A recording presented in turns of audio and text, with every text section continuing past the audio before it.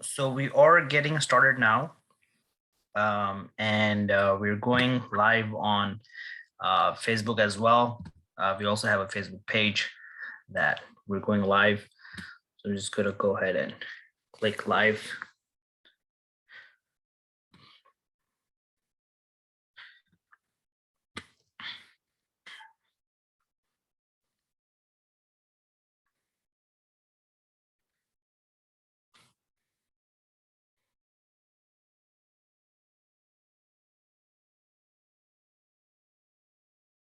I'm just gonna make sure through my phone that we are able to screen live. Okay, I think we're good now.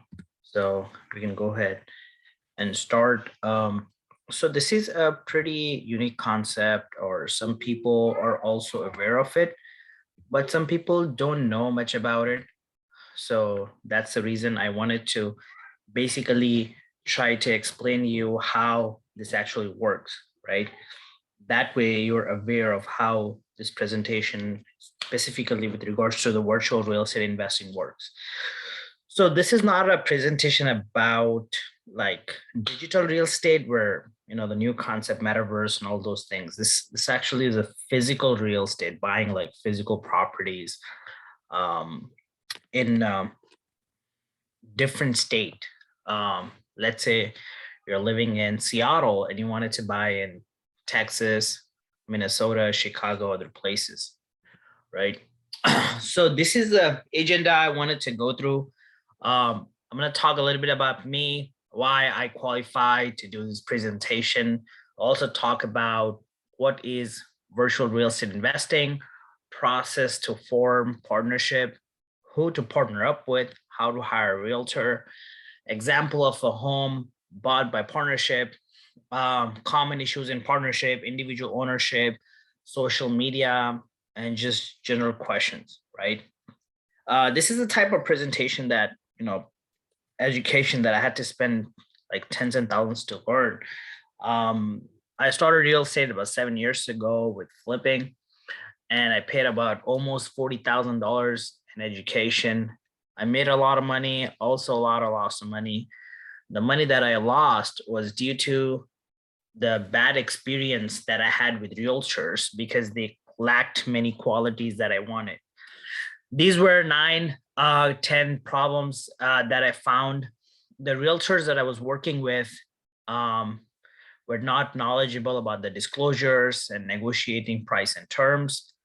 And the realtors had no time to return my phone calls or text messages. They were not proactive and couldn't make quick offers. They were unable to help me win bids. They also lacked patience to show multiple homes in order to find the right property. They would get, frustrated if I look at more than two homes and I cannot make a decision. They were also too inexperienced to offer effective guidance on real estate problems and issues, also lacked passion in helping others, and they suggested me homes that had problems. One time, a real estate agent knew exactly what was the issue, and he forced me to buy into that deal because he was getting paid some big commission because he was representing the seller and also the buyer at the same time. So that real estate agent made me go through and buy that home, which had problems such as, let's say it has foundation issues. And with that foundation issues, it took me about 6 months and $40,000 to actually fix that. And that cost me a lot of time and money and energy that I had to put in fixing it. And most of them didn't even explain me the home buying process, and they did not had any good knowledge on contracts and paperwork. Since then, I've decided to become my own realtor and start helping other people out so that they can avoid the mistakes that I made by hiring realtors that did not call good qualifications. So first, let's get into virtual real estate investing. So this is all the presentations I put together with my own knowledge. I physically typed them. There's no copy paste or anything like that. I wanted to make things nice and simple. Whenever you are actually going to a presentation, you just see a whole bunch of text in there. There's no explanation. It's hard to follow and overwhelming information with no clarity. So that's the reason I just want to make my presentation really nice and simple so that it's easier for you to understand, right?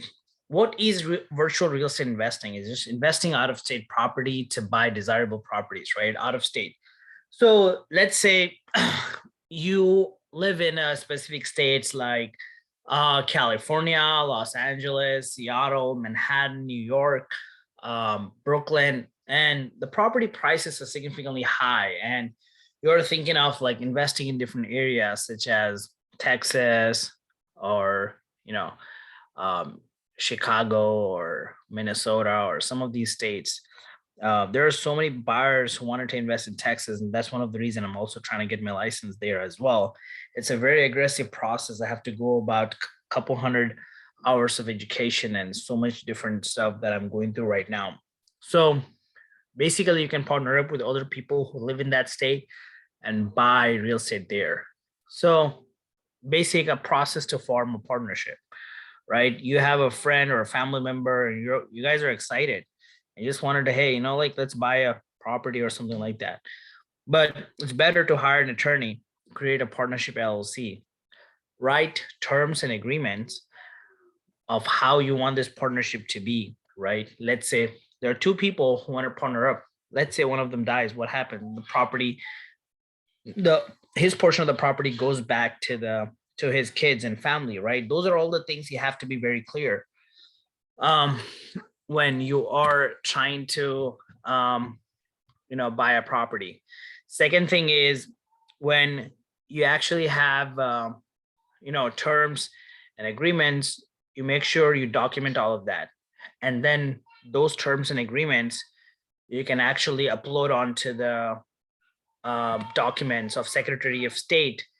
And then what you can do is hire a bookkeeper who is going to put together all the small little transactions, accounts, and every single thing. Let's say you spent $100 on fixing let's say a doorknob, but you don't have that in the bill and you cannot deduct taxes on it. Bookkeeper is going to make sure you have all those small little transactions, and then you hire an accountant who is going to help you file all of your taxes, right? So this is something you have to make sure you get all of those things in right place.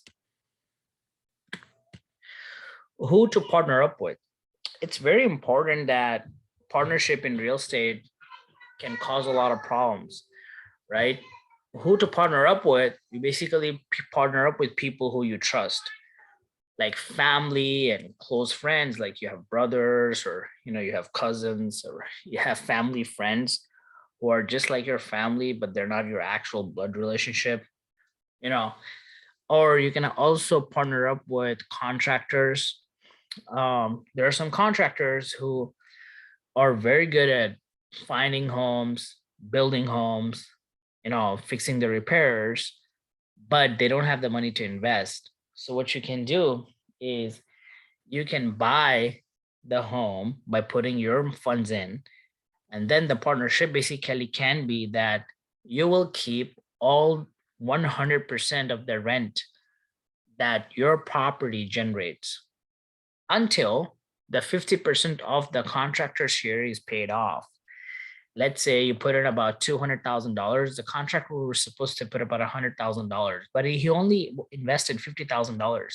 So you will keep all the 100% of the rent until his 50% of the rent equals $50,000 that he owes pays off. Then you will divide everything 50-50. So these are some of the terms and agreements an attorney can actually put together for you, because when you actually have partnership, you can decide how you want to do that, right? So then another thing is, the most important thing is hire a realtor. If you're looking to get in Texas, I'm actually getting my license there, so you don't have to worry too much about it. But if you're getting it to invest in, different states like Minnesota or Midwest. Midwest is a little bit better than the East Coast and the West Coast. The East Coast, like New York, Washington, D.C., Maryland, these are a little bit too expensive. And the West Coast is also a little bit expensive, like Washington, Portland, and then you got your California. But going into the middle is a little bit cheaper. Let's say like, especially like a lot of people are looking into Texas. It's huge. The weather is nice. The property taxes are low, and then a lot of people moving to Texas, so there is huge potential there. So, hire a realtor who have experience in investment properties. He's not someone who is just helping people just get a FHA loan for like 3% or, but he should have experience in working with investors. Investors have different mindset. They're looking for different type of properties. So you have to do that. Second thing is you have to hire a realtor who have investor connections with other investors, so that if you want to partner up with someone, they can help you connect with somebody else as well. The realtor should also know contractors. Let's say the property is out of state and there is a roof that needs to be changed and you don't know anybody there. You hire a contractor online on Craigslist, you pay him a $30,000 check. He could take that check and run away. Basically, you can't do anything about it. So having a realtor there who knows a contractor personally, the realtor can take ownership of like helping you connect with that contractor who is trustable. And then, then you can pay him some amount in the beginning and pay the rest once the work is done. The realtor should also be motivated as well. If the realtor is not motivated and he doesn't have motivation, he have a little bit of money that coming in every month, then he doesn't want to do more work, then he is not going to help you. Also, the realtor should be willing to invest time and energy to help you as well. Some people are motivated, but they just don't have time and to help you. So he should be willing to invest all of these things to help you buy the right home you're looking for in that specific state. Sometimes some people wanted to hire a top realtor, right? Who is on TV and news and everything. And then what happens is you hire a realtor. Well, he doesn't want to talk to you. He only will get you his assistant to work with you. Or maybe he'll talk to you on the first call, but the rest of the thing, his assistant is doing it for you. The assistant is just like a 3-month, he just got his license like 3 months ago. So how are you gaining the experience of that realtor who is one of the top realtor in the state? So it's, hiring a top realtor in the state is not the right way to go. Hire a realtor who can actually personally work with you, spend time with you, understand you, and respond to your text right away, right? There have been some buyers who text me like in the midnight and I respond to them. So, you just have to be motivated in order to do that. So I wanted to show you an example of this property where two buyers, one lives in Austin, another lives in Washington, who works at Amazon, partnered up together to buy this home. And this home, I think they bought it for like 800,000 some change, and now it has gone up like hundreds and thousands of dollars in value. You can't even find that home in that price right now because the prices have gone up like 20 to 30%. So people have just bought homes and made hundreds and thousands of dollars in equity. There were so many buyers when COVID started, they were working with me and they got bad advice from other buyers. So the moment COVID started, some of the buyers, their friends told them, don't buy because the recession is going to come and you're going to lose all your money, because they think they were like economists, or, they can make predictions. So most of my buyers decided not to buy, and the prices continued to go up. And then they said, well, it's going to come, recession is going to come, and recession never came. Opposite continued to happen. Some of my friends and some of my buyers who bought properties like 6 months ago already made $150,000 in equity. I mean, imagine making just $150,000 to $200,000 in profit just by buying a home, right, in East Coast. So these buyers made already hundreds and thousands of dollars. There are so many buyers I helped made like a lot of money just by buying the right properties because I know what things to look for. But a lot of time what happens is you have a friend or a brother and you have this idea that you take it to your friend or brother and you say, hey, let's buy this property, or let's partner up, we're gonna become rich and we're gonna just become millionaires and do this and do that, and everybody's excited, and most of them just back out before even you buy the property. Hey, you know what, those things are good, but I don't have money, man. Or some people will buy, once you enter into a partnership and you buy a property and you own the property, these are some of the common things that happen. Let's say you had a friend who um is working, let's say, for 40 hours. Now he became a manager, something happened, he also have a new kid, he have a new baby, and then his family is moving in and stuff happening in life, and he got too busy and he doesn't want to do any work, right? Let's say a tenant calls that there is a running toilet and he's not answering his phone because he's too busy, and the tenant is complaining for a couple days. Hey, there's issue, or there's a leak, and this is happening, that is happening. That small leak can turn into a big problem and eventually can cost you tens and thousands of dollars. So him not doing any work, your partner being irresponsible, can cause you tens and thousands of dollars in expenses that you have to bear, right? So you have to find a partner who is willing to do the work, who's not too busy to answer any phone calls, and he is responsible, because you only find out how the person is when you actually start doing business with them, right? There might be many friends, you might be friends and family, they might be very nice to you, but when you start doing business with them, that's how you know how much effort they're willing to put, what type of responsibilities they are willing to take, right? And another thing is, your partner might want to occupy a property, but doesn't want to pay the rent. Let's say, for an example, you have a duplex that you bought, which is like a 2-unit apartment building. Your partner wanted to occupy one of the apartment buildings so that he can take care of it. He can take care of it very well. And then the other tenant will be paying the rent, but he also had to pay the rent as well, and then split the rent and whatever. So he had to deposit the rent into the partnership account. But if he occupies one of the unit, doesn't pay the rent, that's a problem too, right?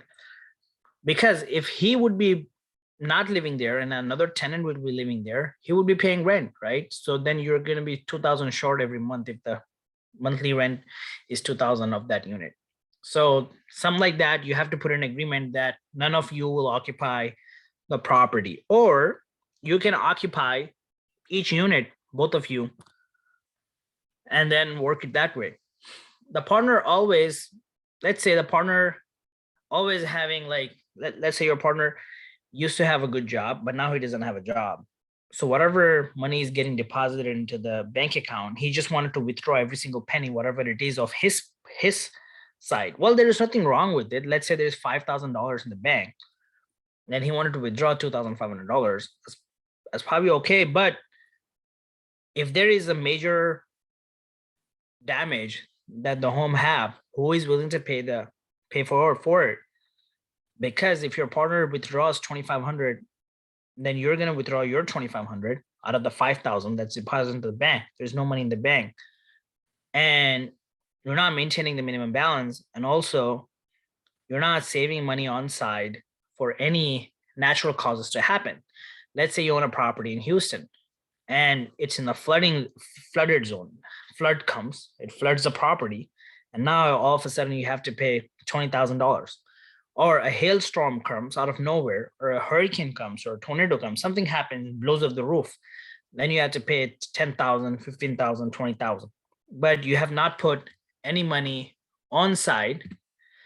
Then how are you going to save that property if you don't have repairs, right? Another thing is your partner um,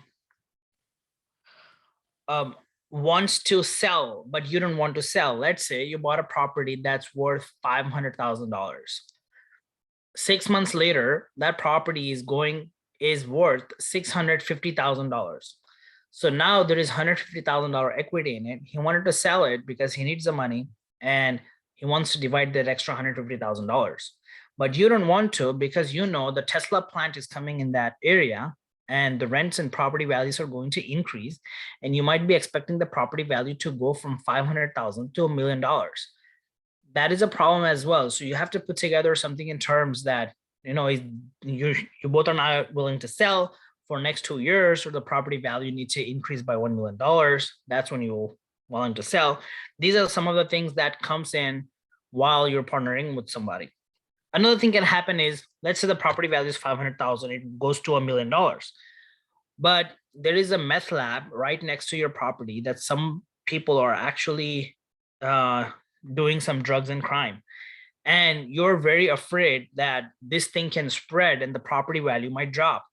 And you wanted to sell that property because of the potential problem you see that is spreading slowly. If people gets to know about it, they're not going to buy the property. You want to sell, but your partner doesn't want to sell because he thinks that the value of the property might go up even more. So these are all the other problems as well that you have to think in while you're doing a partnership with somebody. Let's say the partner doesn't want to invest in repairs. That's another problem as well. Let's say there is a roof that has some holes, some leaks, or anything like that. You hire a contractor to repair it, and he's saying in order to do the repairs is going to cost like $5,000 to $10,000. But these small little issues will continue to come every year because the roof is almost like 20 years old. And in order to replace the roof, you have to put in about $30,000, and then your roof will be fine for next 30 years. But your partner doesn't want to do those repairs because he doesn't have the money to invest in extra into the funding bank to fund it, right? So these are all the issues that will happen while doing a partnership. So you have to be clear with all these things. Because I actually had some of these experiences. Some of my friends had these experiences. From all the experiences that I have, I put together this small little slide for you to know. Another thing is to have an individual ownership. Let's say you're willing to invest in Houston, Texas, and you just don't want to partner with anybody. You have enough money. You just don't want to get into all these headaches and all these different issues. You don't want to split the money with somebody. Then what you can do is you just have to have more funds to invest in because you're not going 50-50. You just hire a realtor.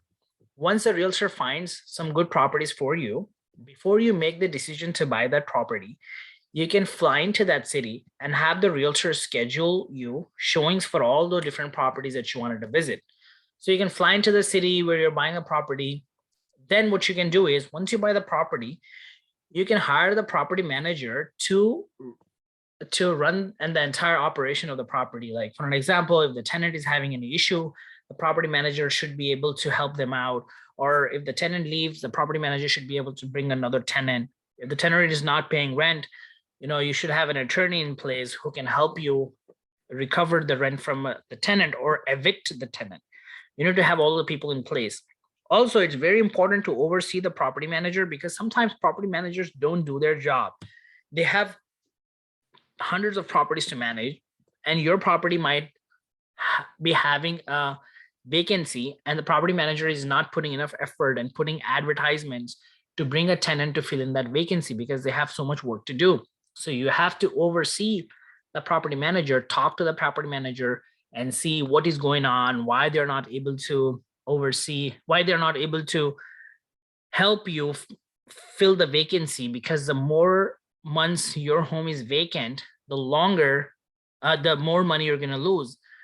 So, or you can hire someone to oversee the property manager, that they're making sure they're checking the property manager, they're checking how they're doing their job. If they're not doing their job, then, you just have to fire them and hire somebody else.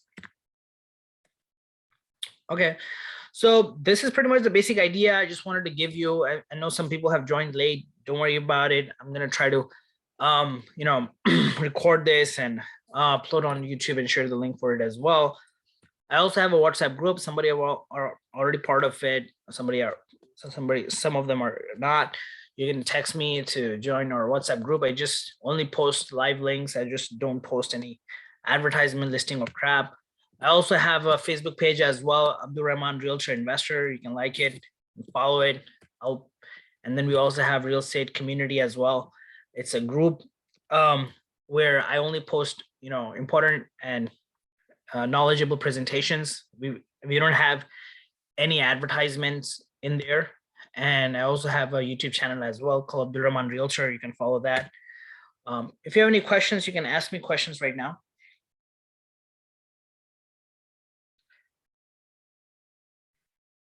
And if you are too shy to ask questions, you can also message me on WhatsApp and I will be able to answer there as well. Sure, Abdul. Thank you for your time. Sure, no problem. Thank you.